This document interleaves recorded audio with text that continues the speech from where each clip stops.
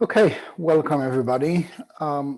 This week has no portion in the Zohar, but it's interesting that with the topic or the title of it, which is Re'eh, Re'eh means to see.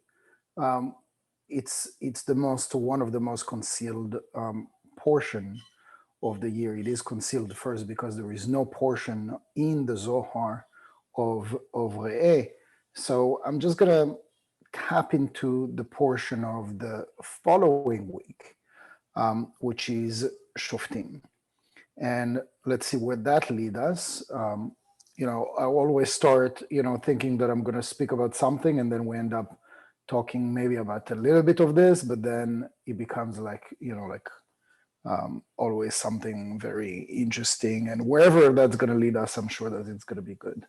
So we're going to read from the Aramaic, and then, if you will, we'll have one of you guys read the English.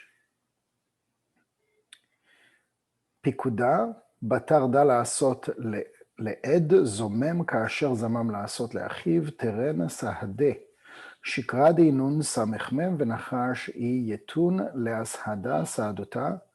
דשקר על ישראל דעתו בין ו' לזין דינון עטבן זו וההיא אי הוא. עם זו יצרתי לי תהילתי יספרו.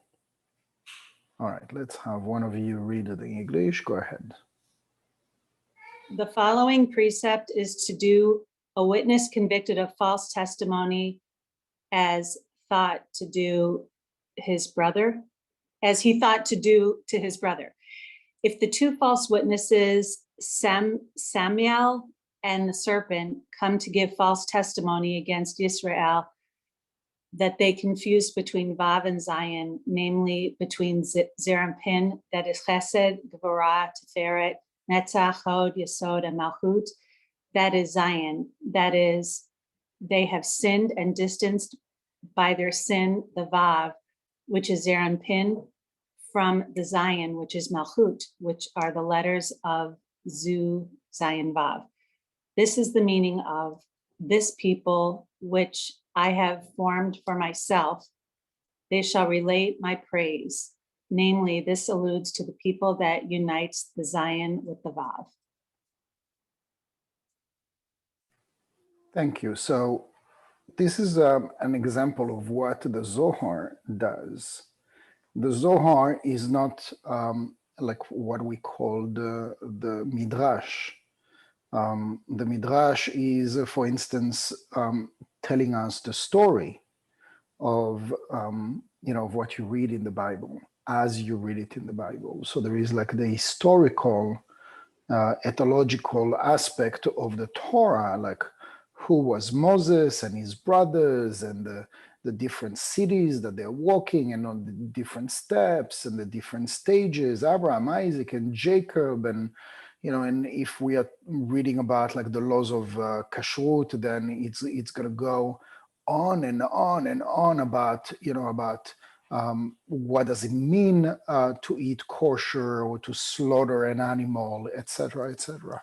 And I'm sure that with not a shadow of a doubt that there are lessons and that are very pertinent and very educational as far as how to, for somebody that is interested to practice Judaism, when you study Midrash, Talmud, Torah, and all the different texts, you would become a good practicing Jew.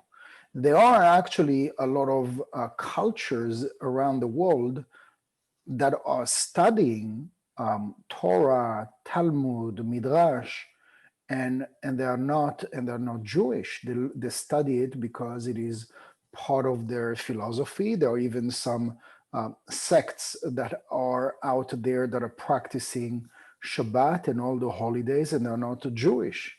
And we see that in the most remote areas around the world, physical areas around the world, in in Africa and in Asia, and you'll find like sects in South Korea, bless you, in South Korea that are studying, fervently studying, Judaism because they believe that it expands the mind. Um, to to study the Gemara, for instance, this is what, like when you go to a yeshiva, they sit day in and day out, 5, 6 days a week, and they study the Gemara all day long. What is the Gemara? It's like, consider it like like a problem solving.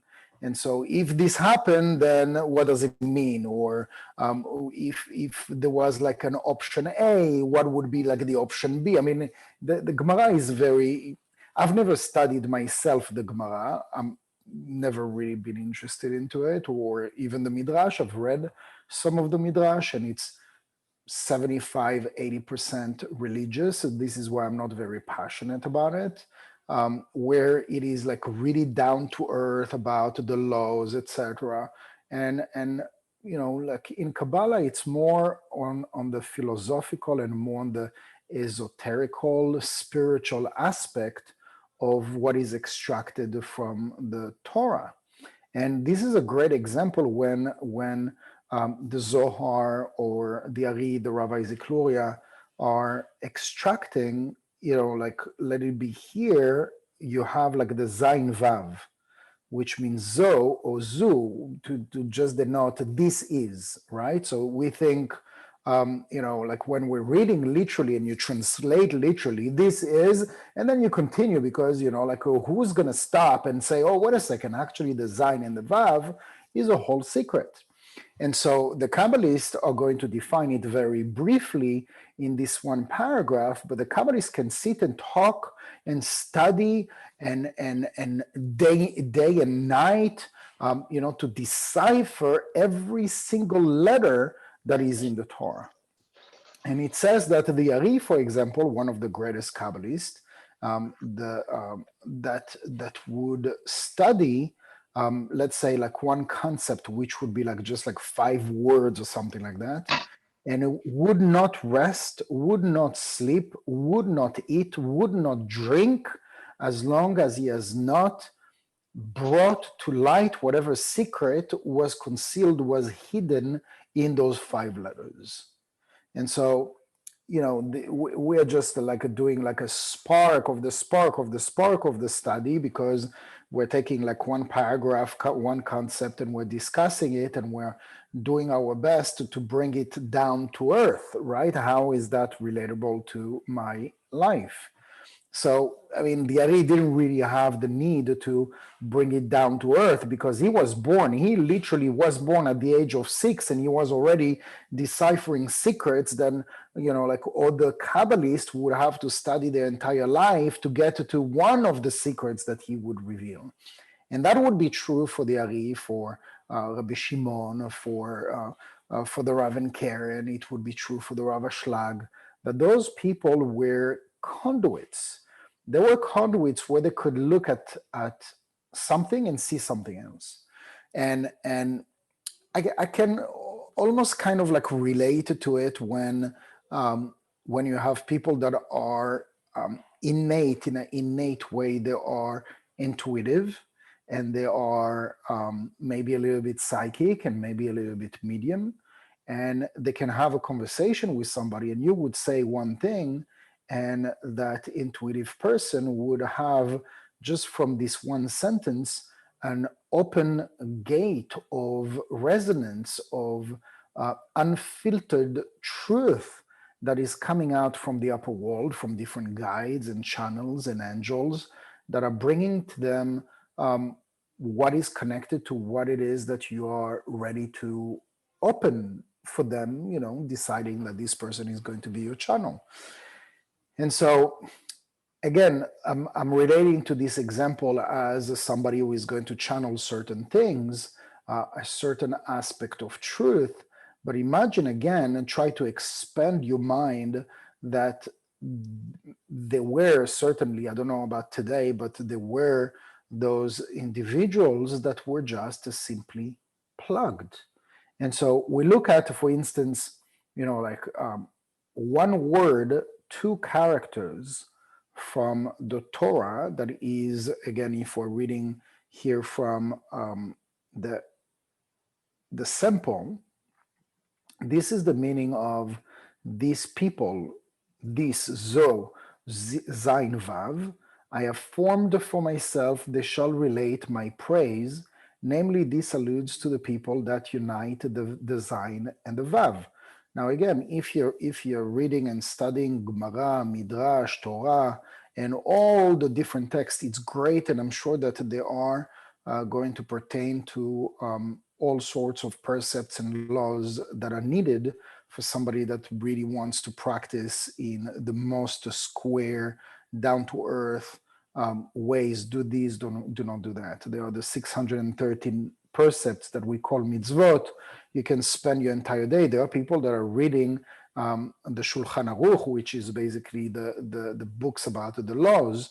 And then there are other books about the laws of kosher, the laws of nidah, the laws of cooking, the laws of relationships, the laws of business, on how to do business according to according to Judaism. And this is what people out there study day in and day out. And there are, I'm sure, a lot of wisdom that is being revealed. But again, if you are studying those texts will never stop at dissecting the letters and say, oh, actually, you know what? The Zayin and the Vav, the two letters, actually one means Zeir Anpin, which is nothing physical. It is illustrating a sphira, which is basically a dimension, the spiritual dimension that we are relating to the 99%. That is Chesed, Gvura, Tiferet, Netzach, Hod, Yesod. And then you have the Vav, the Zayin, that represents the Malchut. And so the following percepts are doing with two witnesses or witnesses that are convicted of false testimony, as he thought to do to his brother. If the two false witnesses, samech mem, so in reality, we don't read out the word. And, I truly believe that we should have corrected this and just put like the initial, or just like S and M, as to not say the word the same way that we don't say the Yud Ke Vav Ke, because it draws an energy, and we don't want to draw this energy in vain. Samech Mem is a negative energy that we don't want to draw to ourselves, so this is why I would not pronounce it. But you can read it and you know how it spells. It would spell exactly how, or pronounce exactly as you read it. And the serpent. And very often the serpent and the Samech Mem are confounded into one, but here they are split into two entities. Come to give false testimony against Israel, that they confused between Vav and Zayin. Again, the Vav representing Zeir Anpin, and the Zayin represents Malchut. So Malchut represents all the things that we imagine, that we think, that we feel, that we do, that we speak, that we mean. They're all confined in this reality that is reflected here by the code name Zayin. Zayin is the letter, but it is really the one that's gonna project everything, illustrate, interpret everything that we imagine, think, feel, speak, intend, or do in the physical.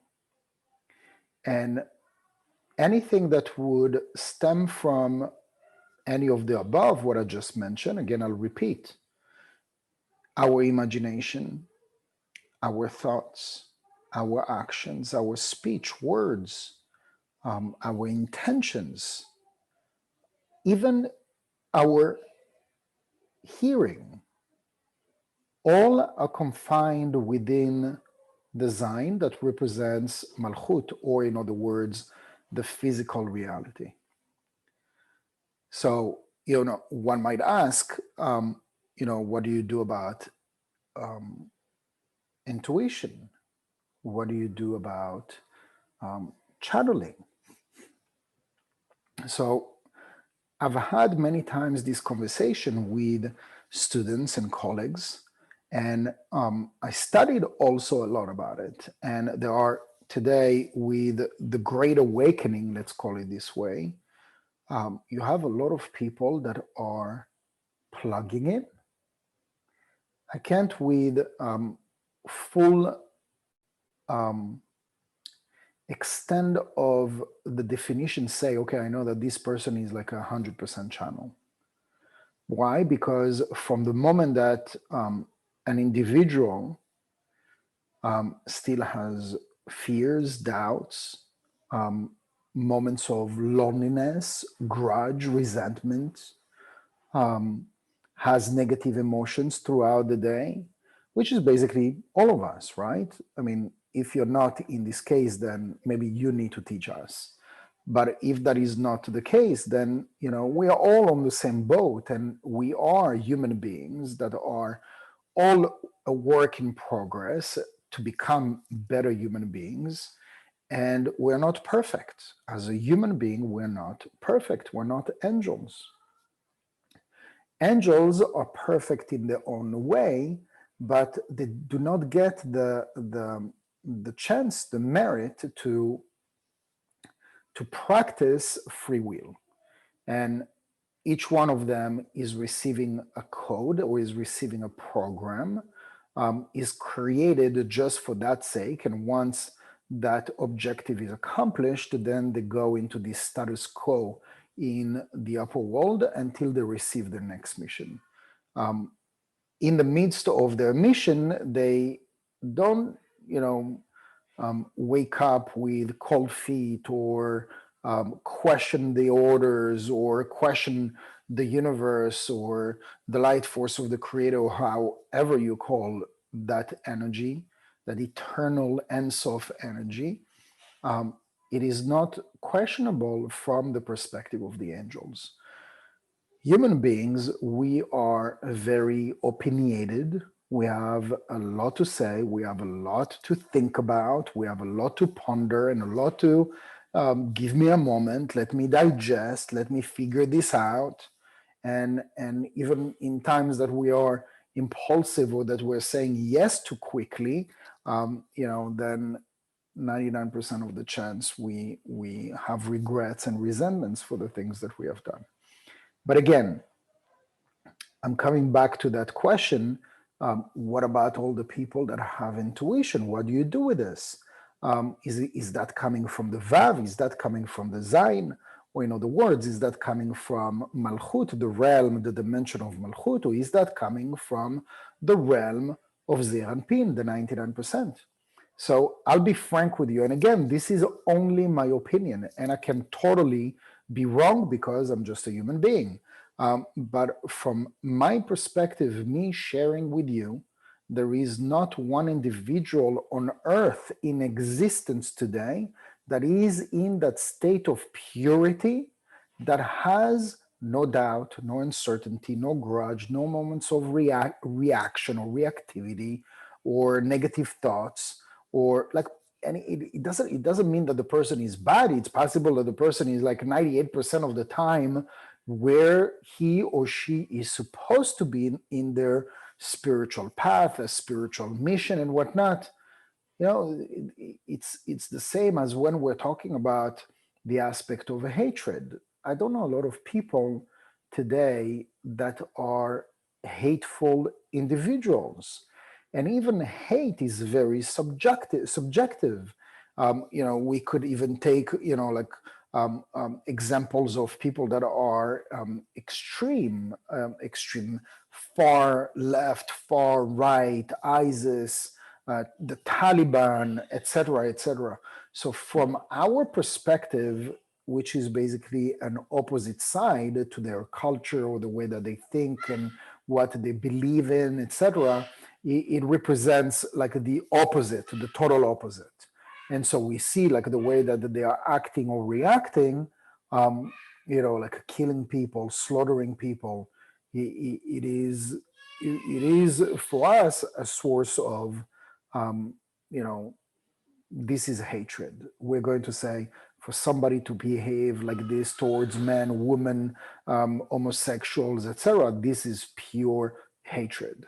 But from their side, you can have like a whole culture of tens of thousands, hundreds, millions of people that are thinking in the same way.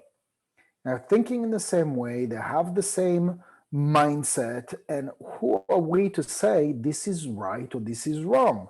So again, I'm not going to go into which one is right or which one is wrong, but to say that there is not one individual today on earth that is 100% pure. From the moment that you open your mouth, I meant your eyes, from the moment that you open your eyes in the morning to the moment that you close your eyes, that you go to sleep, only positivity, only good heart, only mercy, only forgiveness, only let go, not holding on to things. And although we'd like to believe that we're there most of the time, we are having those moments that are clashing against our utmost deep desire, which is the desire of our soul, to be in Ziranpin, to be in that realm, in the dimension, in that reality that is channeled by the Vav, that is channeled by the 99%. So at least we know that there is that place to elevate to go to, because the more we tune in, the more we speak in this way, the more we feel in this way, the more we work towards behaving and being this way, we will elevate from the Zayin to the Vav. And so, in order to elevate from the Zayin to the Vav, first we have to realize what? What is one of the first realizations that we must have if we ever want to elevate from the Zayin to the Vav, or from the 1% to the 99%, from Malchut to Ziranpin? What is the one of the first realization that we must have?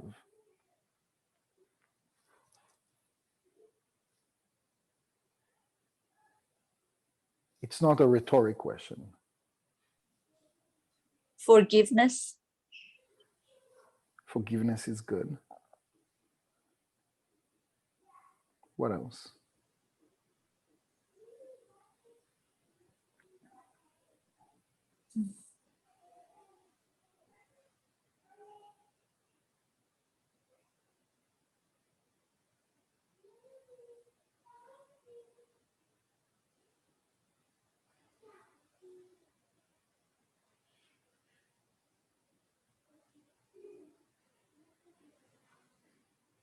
There is no bad answer, and you're not going to receive bad points if you answer the wrong thing. There is no wrong thing.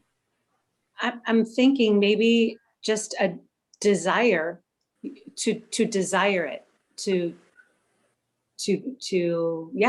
have the desire to elevate, to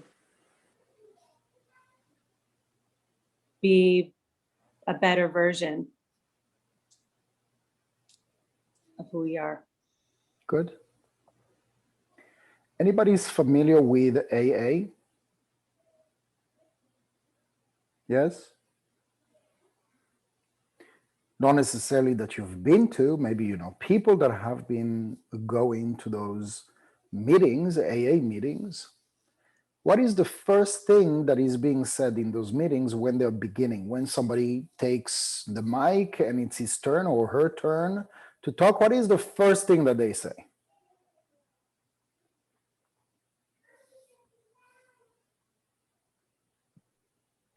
They announce themselves and say they're an alcoholic or they're an addict. And they give up control. And Without going this far, you said it all, at least from what I wanted to cover. Okay. So this being said, let's ask the question again. What is the essential rule if we want to elevate from Malchut to Zir Anpin? What is one of the most essential rule? You give up the self and want to aspire to something more than the self, I think. That's good. What else? You Maybe give up just, control. Rachel, I'm sorry, I didn't hear you. Say again. You give up control. Giving up control, absolutely. maybe just to recognize that there is a flaw, that there is something that needs to be, I'm not, the word sin isn't what really I want to say, but that to recognize that there is something that needs to shift. Like there's it's just not, do you know what I mean? Totally. And I mean, it's very close to where I'm trying to take this conversation. And that is, in order for us to reach a more elevated state, we have to realize that we're limited. Either we are limited or we are limiting ourselves. And so if we do not realize that we're in Malchut, and we just have those beautiful intentions of growth, of purity, of positivity, compassion, let go, and removing the ego, removing the control, and all this is beautiful. But if we are not in full blast aware of our Malchut limitations, we have the greatest intentions. So why aren't we already in that place?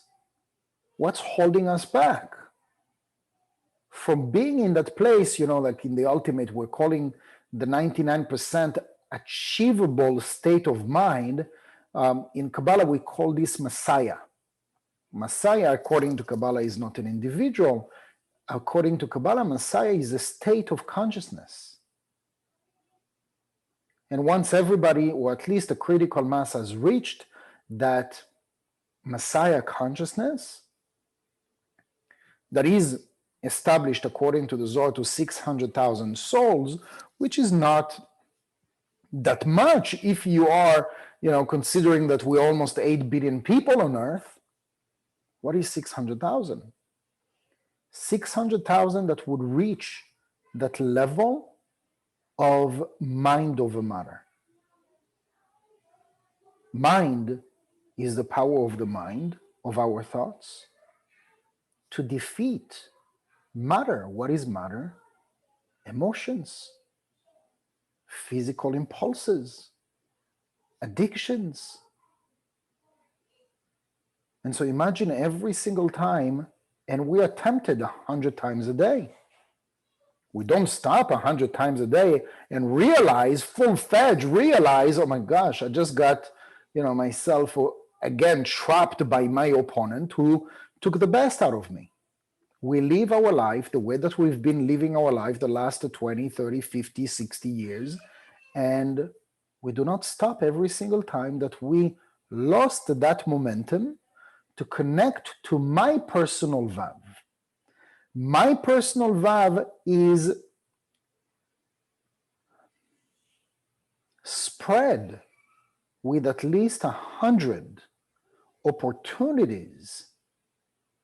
It's as if the better self of each and every single one of us is from that elevated state and is throwing at us those strings, those, saving cord or whatever you call it, so that we can elevate from that stuck place, stuck consciousness, limited belief, low level of consciousness, low self-esteem, low self-confidence, self-doubt, and each one of them is going to be hammered by physical events.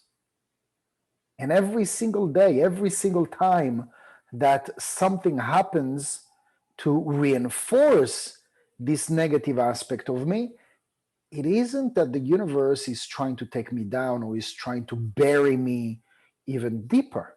Each and every single time, it is an opportunity from the universe trying to pull me up from the Zayin, from the Malchut, and to elevate my consciousness to be closer to my personal Vav. Each and every single one of us has a personal Vav. Each and every single one of us has that elevated state of mind, that perfected self, each and every single one of us.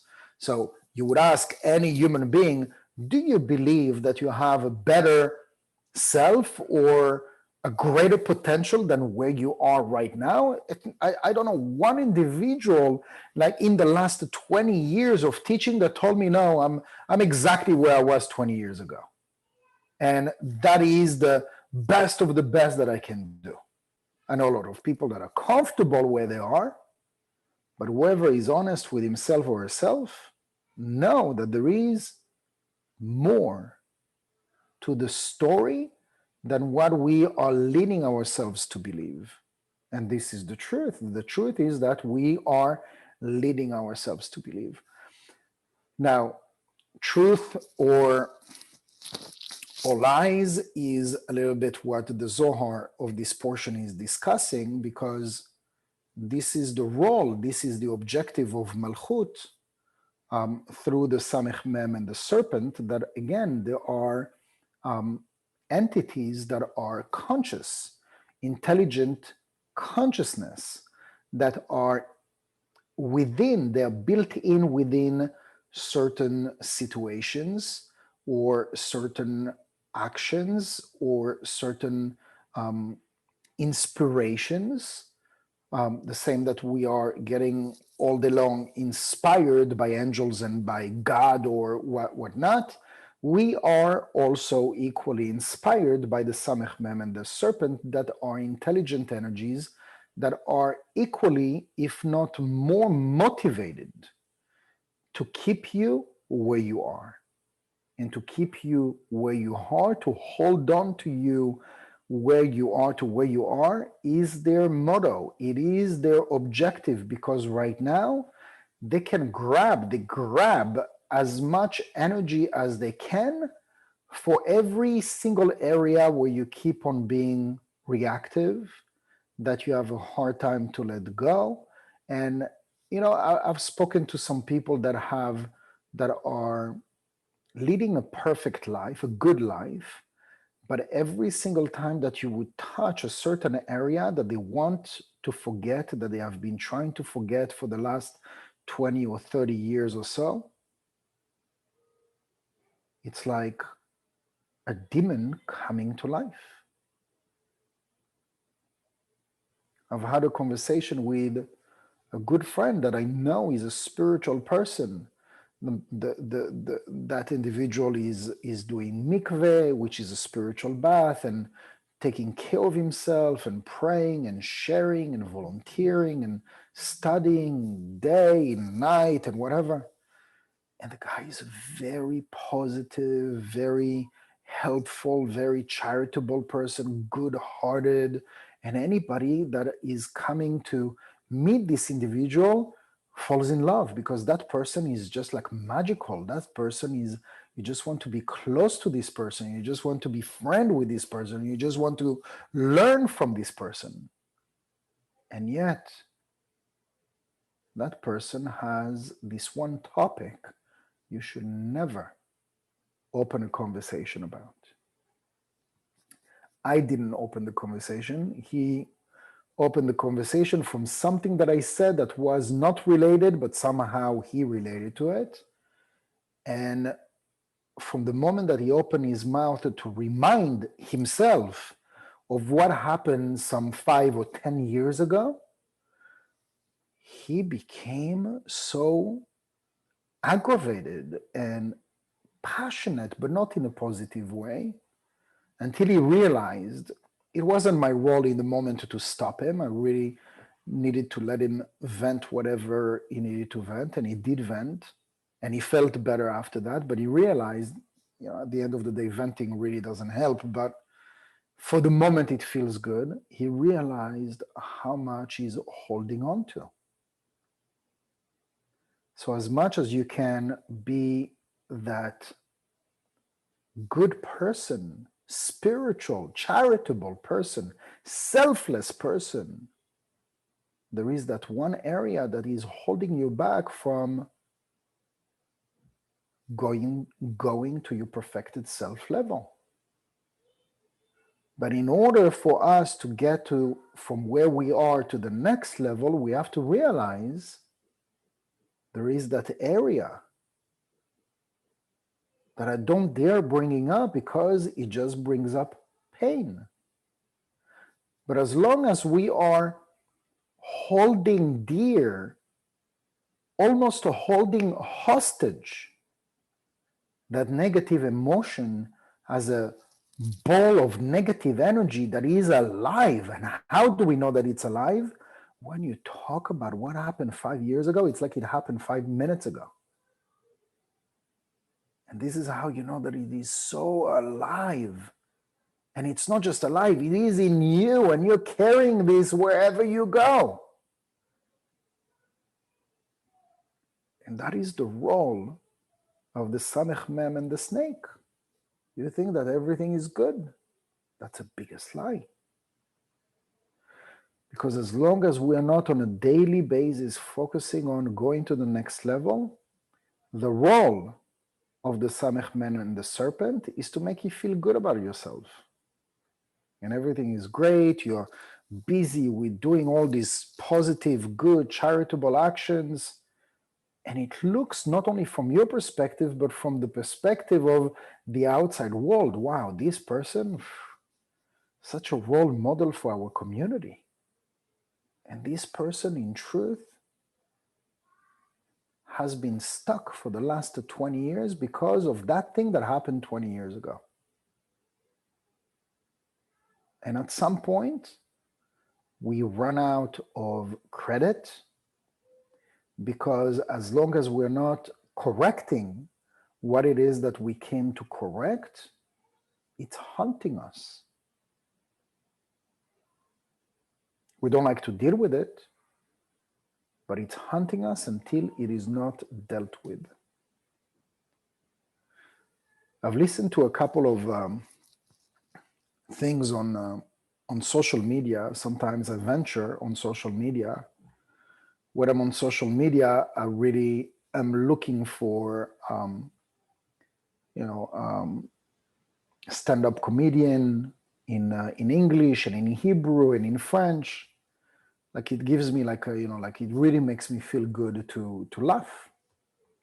And I have a very, very distinct, taste about humor. I don't like just any stand-up comedian. But sometimes as you scroll through, all the things that you like, there are, those things that are coming up. And so this past week I got, to watch this Senate hearing or Congress hearing, with people. Again, I'm not going into politics, but just like to illustrate what we're discussing.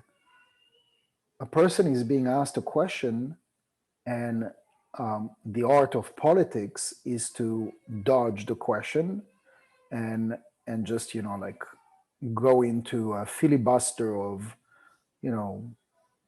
whatever it is that you needed to pass the time, but to answer the question.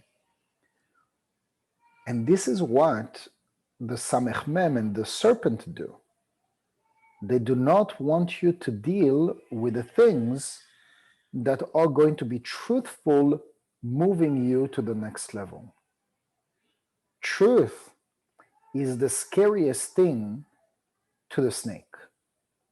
But at the same time, as much scary as truth is, they have the art, because imagine they have hundreds of thousands of experience, hundreds of thousands of years of experience. Through that time, they had plenty of experience to perfect their art, the art of disguise, the art of tricking us, and the art of disguising truth and and make it or a lie and make it truth. And this is their art.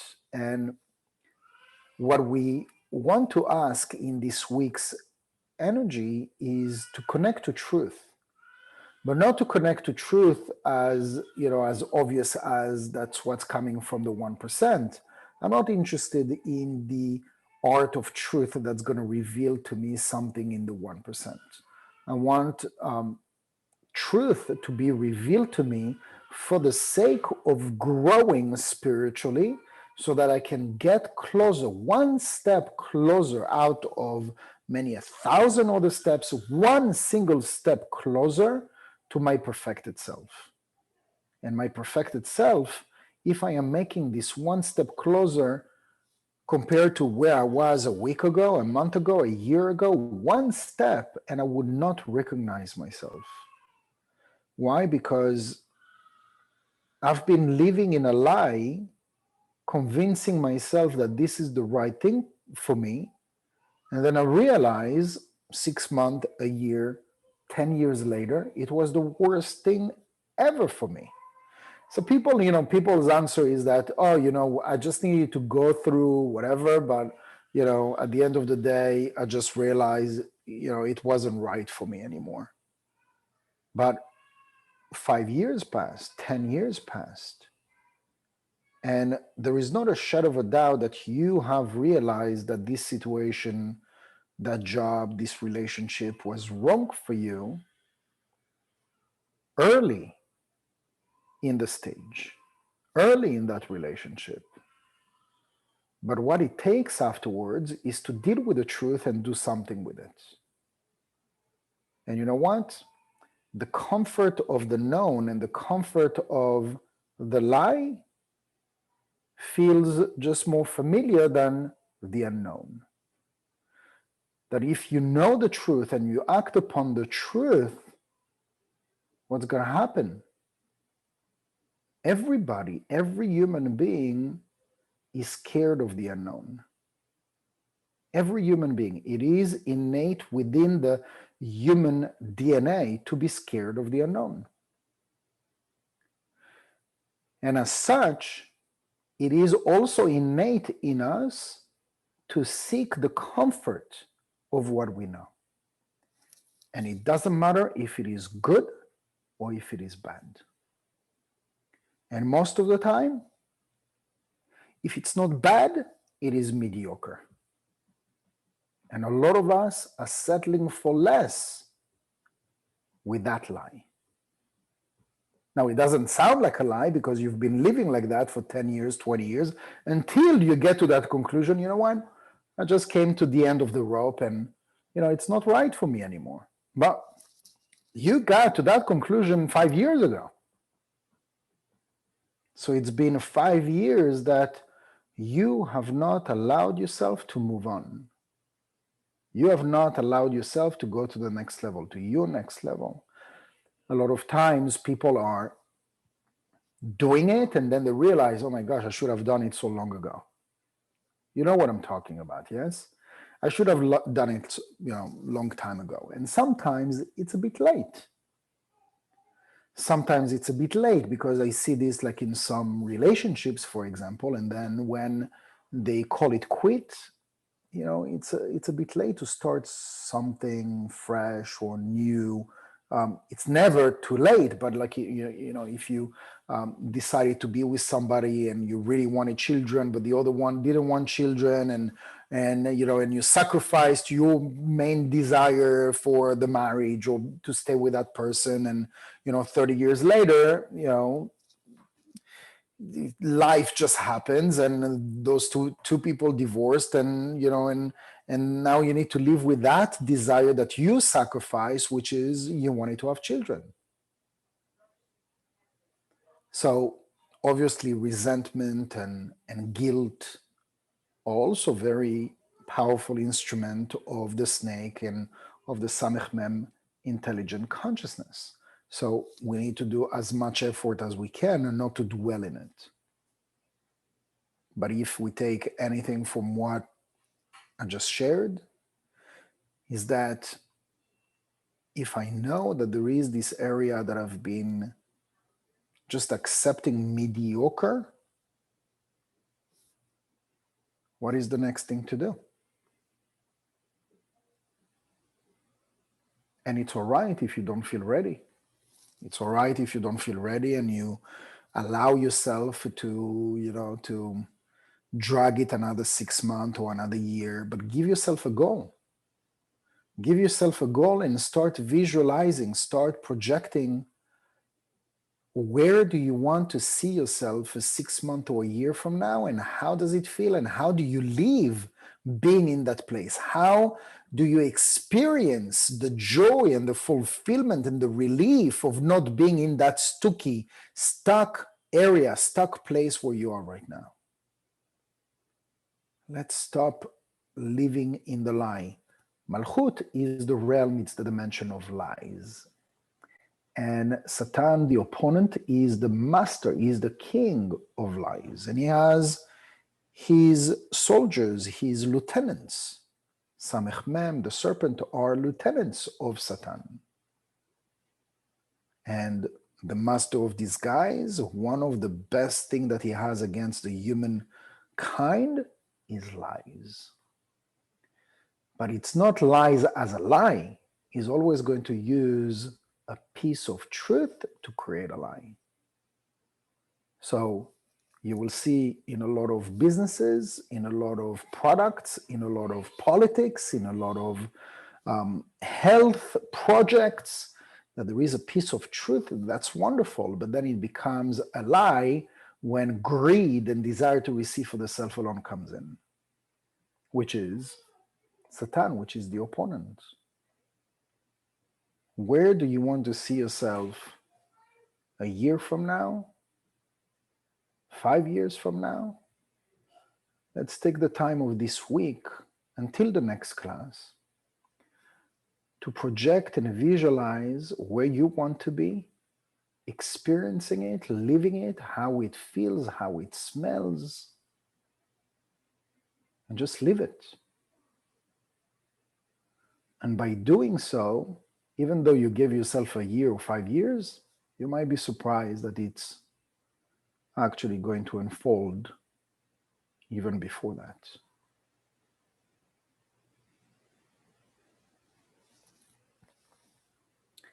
Any questions?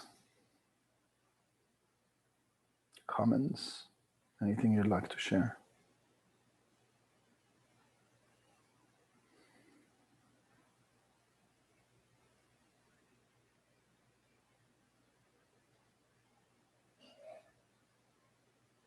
Very good. Thank you very much, everybody, for joining, and I'll see you all, God willing, next week, same day, same time. Thank you. Thank you, Thank you. Yehuda. You're welcome. You.